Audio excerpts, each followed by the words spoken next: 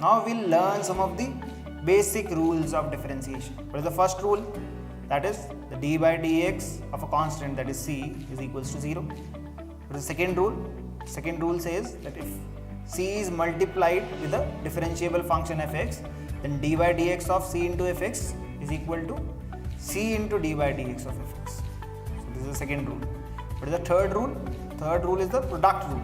That is d by dx of fx dot gx, that is fx and gx are differentiable functions, that is fx into gx, both are product.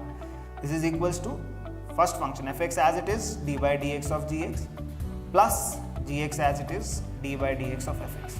This is the third rule. What is the fourth rule? The fourth rule says it is the quotient rule.